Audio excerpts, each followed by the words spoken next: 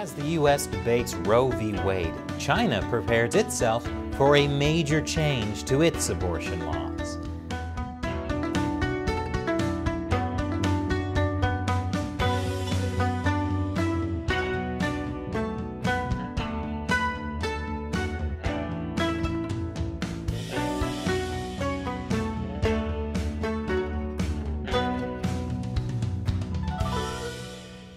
China Uncensored, I'm Chris Chappell. This episode is sponsored by PC Doctor Toolbox. Protect your PC from software crashes, hardware failures, and the kind of glitches that make your life miserable. Well, it's Saturday. Let's enjoy the weekend with a nice, relaxing topic. Abortion. Yes, abortion is back in the news in the U.S. in a big way. Once again sparking a fierce debate between people who are pro-life and pro-choice. But in China's communist utopia, there's no need for debate, because the Communist Party is both anti-life and anti-choice. I know, hard to imagine. When the Chinese Communist Party took power in 1949, they wanted people to have babies. Lots of babies. The more people China had, the stronger it would be. Mao Zedong specifically encouraged people to have kids.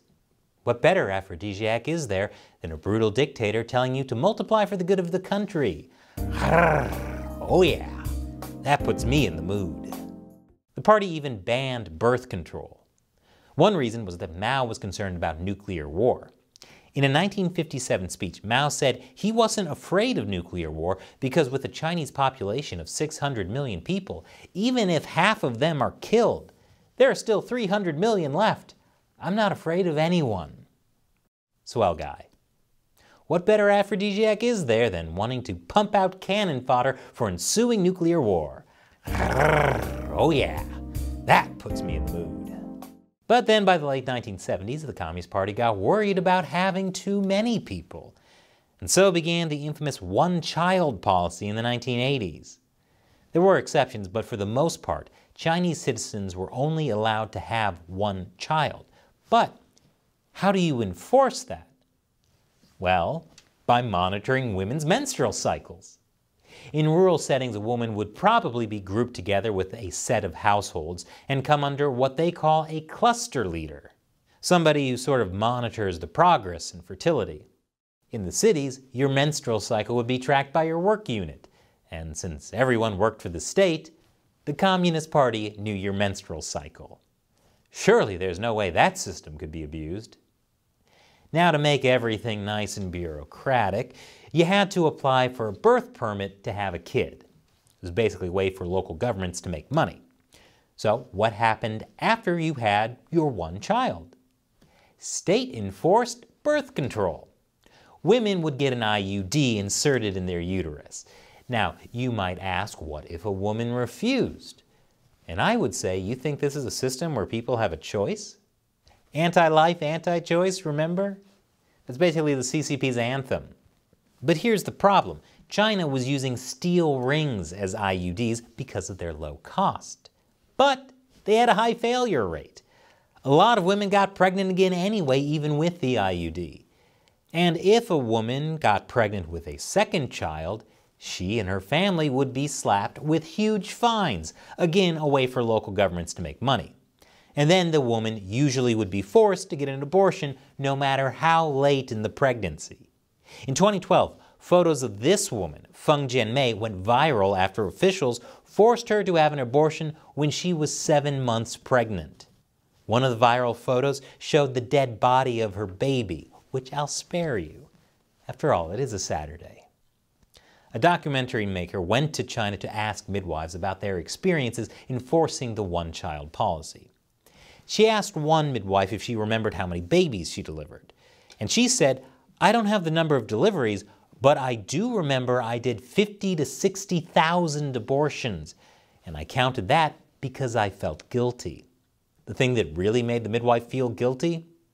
Sometimes a late-term baby would be born alive, and she would have to kill the baby after delivering it. And I thought The Handmaid's Tale was dark. The opposite of that is way darker.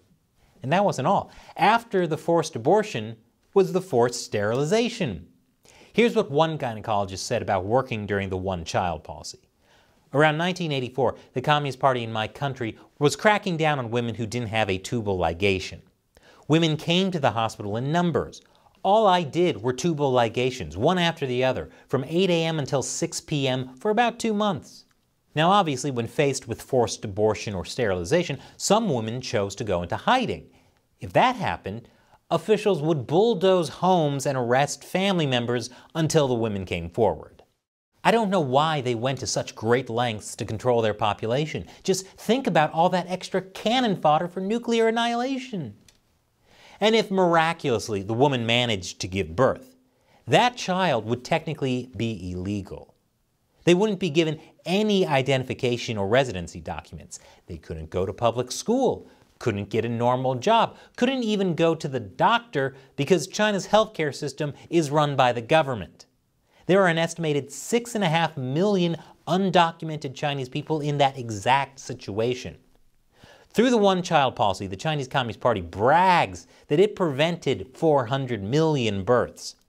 Yeah, well, the bubonic plague also prevented a lot of births, but it's not exactly something to brag about, is it? But besides all the problems that come with having a society where people track women's periods, and women are forced to have abortions and sterilizations, another problem is sex-selective abortion.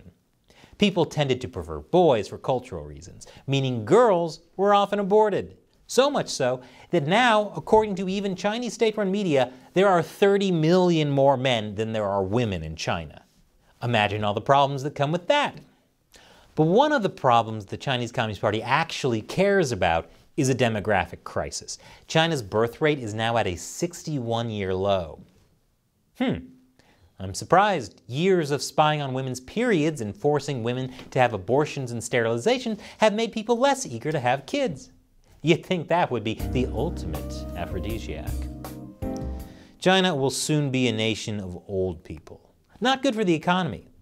And you know how much communists care about the economy. The solution?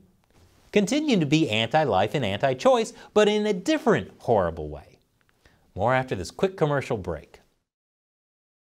Welcome back. After the Communist Party pushed people to have tons of babies, there was a demographic crisis. And then after the Communist Party pushed people to have abortions and sterilizations, there was another demographic crisis. Obviously, the solution now is to push people to have babies again.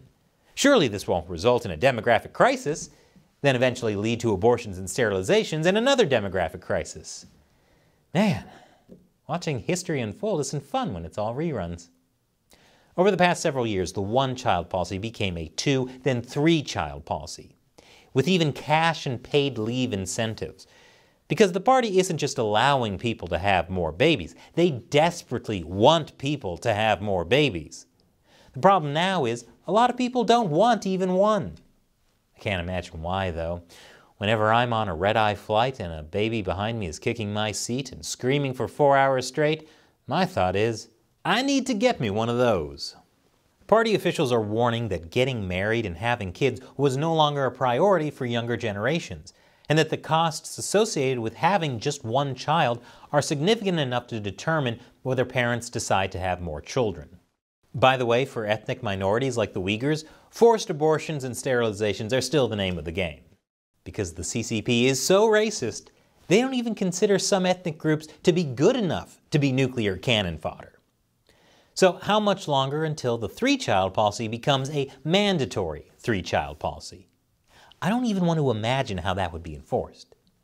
Already you have top Chinese officials talking about working to achieve an appropriate fertility level. Propaganda outlets are talking about having children for the country.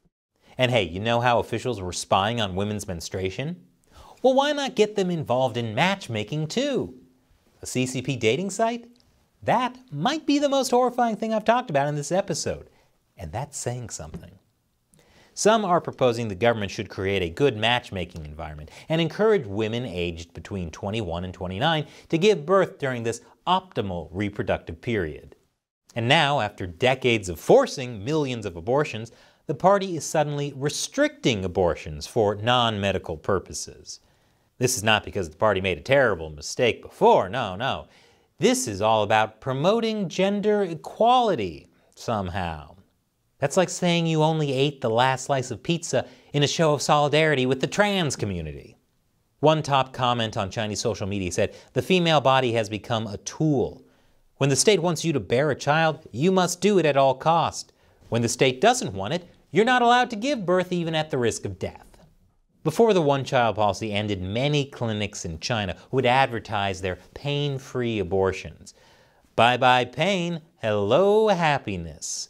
Why, is she wearing a wedding dress? She's painless-induced abortion. Ah, it looks like their prom picture. You love her, give her the best. Is this an ad for abortion or jewelry? Relax for 3 minutes. Yes, this is still for abortion. Maria Maternity Hospital's carefree and pain-free abortions. If it's good enough for white women. Painless procedures. Are you getting an abortion or getting your nails done? But now, those billboards are being replaced with ads encouraging having babies. Lots of babies. Promises of pain-free abortions are being replaced with promises of pain-free births. My favorite pressure campaign to get women to have lots of kids is the Leftover Women campaign. Basically telling women if they don't get married by the time they're 27, no one will want them, like old leftovers. The Leftover Women campaign is actually run by the Chinese Communist Party's feminist organization. I'm not making this up. But don't worry, I'm sure if this campaign to get people to have more babies is successful, it will only be a matter of time before the party freaks out and creates some new policy to further control how many babies each person is supposed to have. What could go wrong? And this episode is sponsored by PC Doctor Toolbox. There are many reasons your computer crashes, like buggy software, hardware failures, and general slowdowns with older computers. And the worst part is, your computer always seems to crash at the worst time. Like when you're about to give a presentation, or when you're on the road and there's no IT person around to help. Fortunately, there's PC Doctor Toolbox. If you're concerned about the health of your computer and want tools to prevent untimely system issues, you should be using PC Doctor Toolbox. Stop crashes before they happen. And we have a special 50% off discount just for China Uncensored viewers. Use the link and coupon code below to take advantage of this limited time offer. I'm Chris Chappell. Thanks for watching China Uncensored.